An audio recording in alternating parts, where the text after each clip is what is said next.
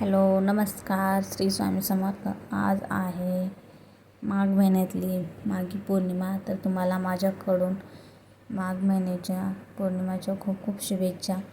तर मी आज भाजीला पत्ताकोबीची भाजी बनवली आणि माझ्या काहीतरी अडचण असल्यामुळं मी देवपूजा बरेच दिवस केली नव्हती. तर माझ्या देवाचे खूप हाल खराब झाले होते. तर मग मी छान असं देवांना बेसन पीठ आणि थोडंसं दही टाकून छान असं भिजू घातलं आणि मग नंतर ब्रशने छान घासून घेतलं. तर माझे देव छान असे चमकू पण लागले आणि स्वच्छ पण निघले. मग देवांचे हार पण छान असे धुवून घेतले. मग लगेच मी देवपूजा करायला घेतली.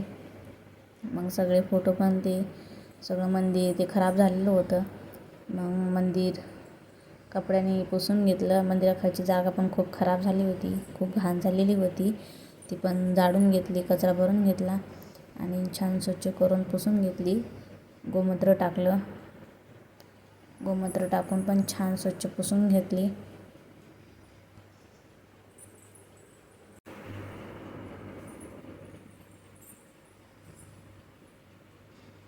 तर बघू शकता अशा प्रकारे मी छान स्वच्छ पुसून घेतलं. गोमूत्र पण टाकलं. मग मंदिर पण साफ करायला घेतलं कारण त्याच्यावर खूप धूळ बसलेली होती.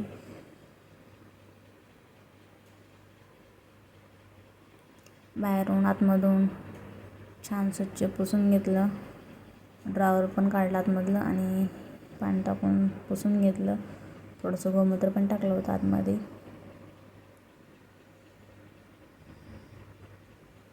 मग मंदिर स्वच्छ करून घेतलं आणि जागेवर ठेवलं. मग कपडा स्वच्छ केलेला तो ठेवला आतमध्ये. इकडं चौरंग छान स्वच्छ पुसून घेतला. वरती कपडा ठेवला. मंदिरात फोटो ठेवला आणि चौरंगावर पण स्वामी समर्थाचं, कुलदेवी तुळजा भवानी माताचा, सत्यनारायणचा फोटो स्वच्छ करून ठेवले. इकडं देवपूजा करायला घेतली रोजच्याप्रमाणे. छान असं स्वच्छ देव धुवून घेतले आणि कपड्याने पुसून घेतले. अशा प्रकारे मी सगळे देव स्वच्छ करून ठेवले. दिवा लावून घेतला आणि हळदी कुंकू लावून घेतलं सगळ्या देवाला. माझं देवाकडं 4-5 दिवस लक्ष नव्हतं. तर माझ्या मुली सगळं देव सगळ्या घरात खेळायला घेत होत्या आणि सगळे देव पांगून टाकले होते. मला एकही दिवस जर देवपूजा नाही केली तर माझा दिवस चांगला जात नाही, मन लागत नाही. असं वाटतं काहीतरी विसरूनच गेलं माझ्याकडून. मग नंतर थोड्या दिवसानंतर देवपूजा परत सुरुवात केली. धूपदीप वाळून घेतलं, पाण्याचा ग्लास साखर ठेवली. मग फुलं वाहिले, आरती करायला घेतली. आरती करून घेतली. रोजच्याप्रमाणे देवांना आरती दिली आणि नमस्कार करून घेतला मी. बघू शकता ड्रॉवर पण छान पुसून घेतलं, स्वच्छ करून घेतलं आणि त्याच्यात सामान ठेवून दिलं, हळदी कुंकू ते. तर अशा प्रकारे माझी आजची देवपूजा झाली. कशी वाटली कमेंटमध्ये मला नक्कीच सांगा. माझ्या व्हिडिओला लाईक करा आणि चॅनलला पण सबस्क्राईबर करा. तर इकडं मग आज मी आवरायला काढलं होतं. खूप दिवस झालं मी आवरलं नव्हतं. तर माझा कॉट पॅक राहतं त्यामुळे आतमध्ये मी भांडे ठेवते. माझ्या लग्नातले भांडे आहेत ते. तर त्याच्यात खूप घाण झालेली होती. माझ्या मुली वरती जेवण करतात आणि आतमध्ये घाण टाकतात, त्यामुळे आतमध्ये कॉक्रोच झाले होते. मग त्याच्यातलं मी सगळं सामान काढून घेतलं आणि झाडून घेतलं. बघू शकता खूप सारा कचरा साठलेला होता आतमध्ये. पेनं टाकतात, चमचे टाकतात, खूप काही टाकतात आतमध्ये, पैसे पण टाकतात. खूप परेशान करतात माझ्या मुली. मग एक साईडचं छान झाडून घेतलं आणि मग दुसरी साईड पण घेतली मी काढायला. त्याच्यात पण खूप घाण झाली होती. त्याच्यात जास्त भांडे नव्हते, मोठेच होते. मग मी ते काढून घेतलं सगळे भांडे. ते पण छान झाडून घेतलं आणि कचरा भरून घेतला. माझ्या मुलीवरती बसलेल्याच होत्या, त्या खूप परेशान करू लागल्या की आतमध्येच मला पण यायचं मदत करायला म्हणून. मग फरशीला पण ते साईडला प्लाऊड सारलं आणि मग फरशीवरची पण घाण सगळी झाडून घेतली आणि साईडचं पण तिकडलं कोपऱ्यातलं पण झाडून घेतलं. मग त्याच्यात थोडंसं फिनाईल टाकलं पाण्यामध्ये आणि छान स्वच्छ पुसून घेतलं. म्हणलं फिनाईलमुळं कॉकरोच यायचे नाहीत. मग इकडं भिंतीवर माझ्या मुली सगळ्या खराब करतात रेषा ओढू त्या हातावर, पायावर आणि भिंतीवर खूप रेषा वाढतात. मग जेवढं होईल तेवढं मी घासून घेतलं, पण ते काही निघलं नाही, पण बऱ्यापैकी निघून गेल्या. आणि इकडं खिडकी पण पुसून घेतली स्वच्छ, खूप घाण झालेली होती.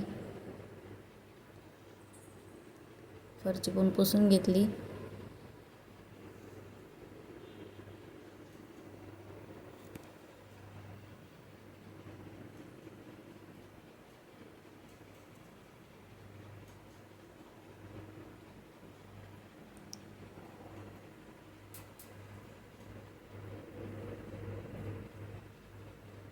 मग मी औषध आणलं होतं कॉकरोच मारायसाठी. मग स्प्रे ते साफ केल्यानंतर स्प्रे मारून घेतला सगळीकडं आणि भांडी काढली होती मी, तर ते भांडी मी त्याच्यावर पण औषध मारून ठेवलं होतं. मग नंतर 8 दिवस झाल्यानंतर भांडी घासायला काढायचे होते, कारण त्या औषधामुळे कॉकरोच मरून जातील सगळे. मग मी तसेच पॅक करून ठेवून दिले परत आणि 4-5 दिवसानंतर परत घासायला काढल. सगळ्या भांड्यांना औषध स्प्रे मारला आणि सगळी ठेवून दिली मी भांडी परत. इकडं कॉटच्या खप्प्यामध्ये पण औषध मारून घेतलं होतं. मग पुसून घेतलं आणि त्याच्यात कपडे छान घड्या घालून ठेवून दिल्या. आणि मग इकडं पौर्णिमा होती, त्यामुळे मला पूजा मांडायची, म्हणून मी छान प्रसाद बनवून घेतला. इकडे चौरंग घेतला, चौरंगावर पांढरं वस्त्र टाकलं, त्याच्यावर तांदूळ ठेवून दिव्याची पूजा केली, दिवा ठेवला, हळदी कुंकू लावून सत्यनारायण भगवानचा फोटो ठेवला. एक तांब्या घेतला, त्याच्यावर स्वस्तिक काढली. इकडं गहू घेतले आणि त्याच्यावर तांब्या ठेवला. परत ताट ठेवलं गव्हाचं. मग सूर्यनारायण भगवानला वस्त्रमाळ घातली. इकडं विड्याची पानं ठेवले, जोड पानं. मग गव्हाच्या ताटावर खारीक, खोबरं, बदाम असं पूजेचं सामान ठेवलं. घंटी ठेवली, घंटीची पूजा करून घेतली. आणि इकडं मग मी संकल्प करायला घेतला होता. संकल्प केल्यावर मग पूजा करून घेतली. अक्षदा घेतला, मंत्र बोलला गणपती बाप्पाचे, ओम केशवाय नमः असे मंत्र बोलले सगळे आणि अक्षदा गणपती बाप्पाला वाहून घेतला. इकडं सुपारी घेतल्या 3, एक कुलदेवी, गणपती बाप्पा आणि वरुण देव. त्यांना पाण्याने अभिषेक करून जोडपानावर ठेवले, अक्षदा वाहून त्याच्यावर सुपारी ठेवल्या. मग त्यांना हळदी कुंकू लावून त्यांची पूजा केली. ओम कुलदेवताय नमः, ओम गणपती नमः, ओम वरुण देवताय नमः असं मंत्र बोलून त्यांची पूजा केली. सत्यनारायण भगवानला हळदी कुंकू लावून पूजा करून घेतली. फुलं वाहून घेतले सगळ्यांना.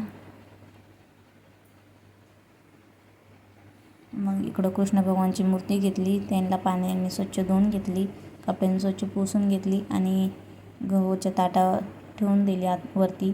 मग त्यांची हळद कुंकू लावून पूजा केली. फूल पण वाहिलं त्यांना, धूप दीप वाळून घेतलं आणि वस्त्रमाळ वाहिली. इकडं प्रसादाला शिरा बनवला होता, शिरा ठेवला. माझ्याकडे एकच म्हणजे फळ होतं, ते फळ ठेवलं मी, सफरचंद.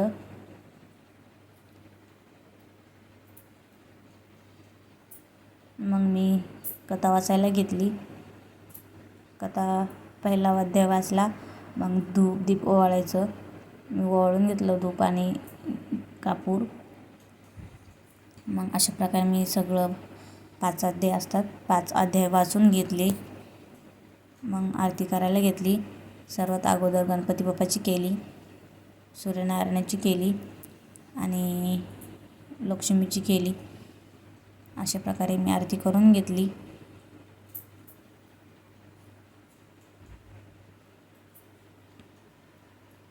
कापूर लावून घेतला, प्रार्थना म्हणली आणि देवांना आरती दिली, दिवा ठेवून दिला आणि नमस्कार करून घेतला. पोती ठेवून दिली वरती पोतीची पूजा करून घेतली, हळदी कुंकू लावून फुलं वाहून घेतले आणि नमस्कार केला. तर अशा प्रकारे मी आज सत्यनारायण भगवानची पूजा मांडली. कशी वाटली तुम्ही कमेंटमध्ये मला नक्की सांगा. माझ्या चॅनलला सबस्क्राईबर करा, व्हिडिओला लाईक करा, शेअर करा. मग स्वयंपाक करायचा होता, तर मग आज का पूजा मांडल्यामुळे मला उशीर झाला स्वयंपाक बनवायला. तर मग थोडीशी मिस्टरांनी मदत केली. मी पोळ्या बनवल्या आणि त्यांनी भाजी बनवली. देवाला नैवेद्य दिला.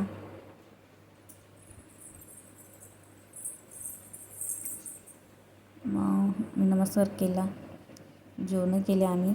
जेवण केल्यानंतर खूप सारा पसारा झाला होता. मग भांडी घासून घेतली, स्वच्छ धुवून घेतली आणि किचन वाटा पण मी घासून स्वच्छ पुसून घेतला. मग आज आमच्या इथून खूप विमान जात होते, ते माझ्या मुली बघण्यासाठी रडत होत्या. मग मी थोडासा व्हिडिओ बनवून घेतला आणि तुमच्यासोबत शेअर केला.